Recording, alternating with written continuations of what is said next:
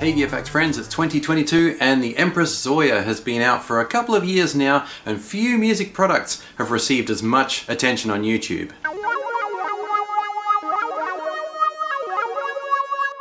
A lot of the information and discussion on YouTube has been about understanding the Empress Zoia. What you really basically need to know is that each set of coloured lights is an effect in its own right. The trick is connecting the different effects and processes in a way that makes it do what you want it to do, and that's why it's regarded as a pretty complex unit.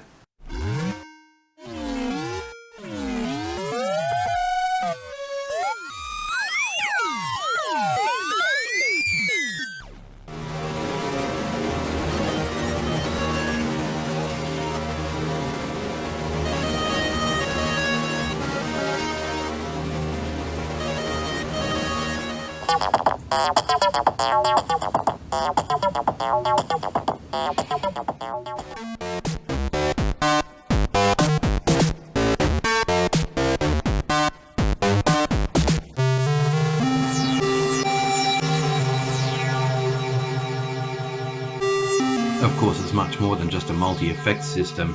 It's a synthesizer, a sequencer, it can play back samples. This is an all-in-one toolkit.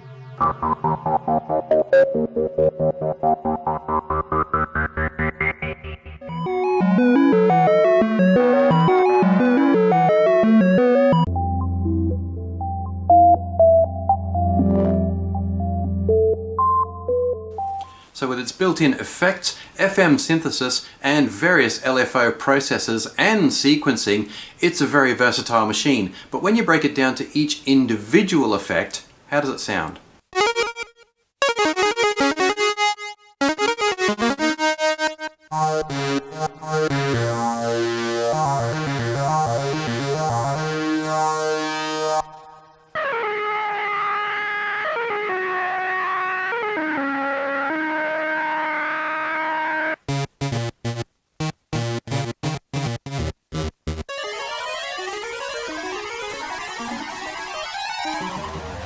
Sounds pretty cool, but I'm sure I heard the exact same effect on the Zoom 3030 way back in 1994. Some more pretty standard delays.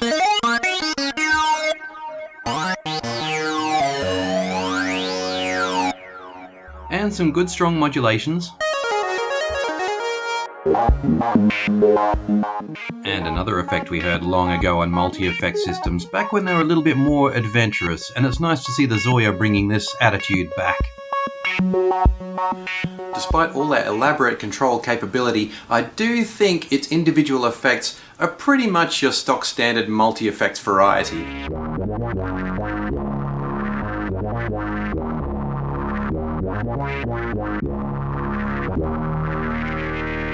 So personally, I got a lot more excitement from the synthesizer.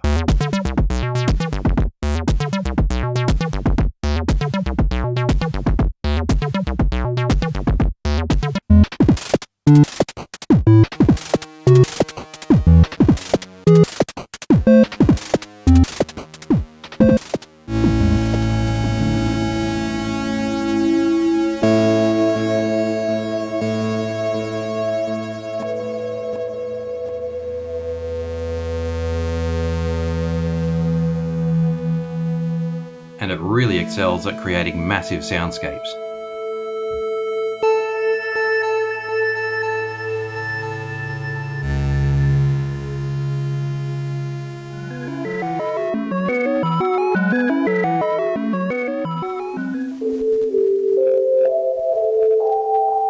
Gotta say, I found it hard to control clipping.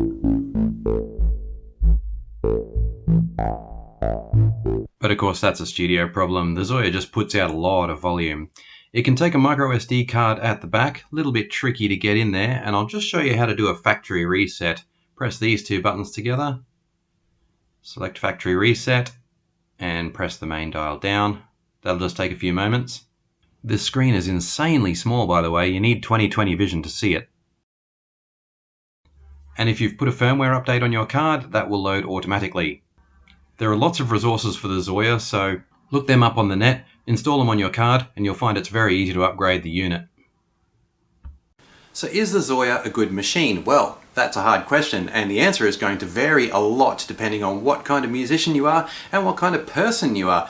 Do you like to sit hunched over a device for hours programming it and getting the sound exactly the way you want it to be? If so, then yes, the Zoya is fantastic and unbelievably versatile. It could replace a whole lot of other gear in your setup.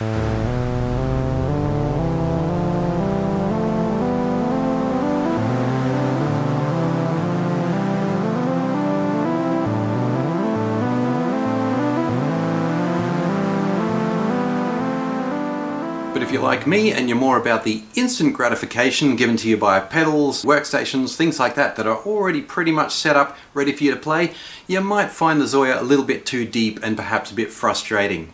Before buying, I would either go to a shop for a demonstration or find someone who already owns one so you can sit down and be talked through it, because the Zoya is a real experience. Thanks for watching Gear Facts today. See you next time.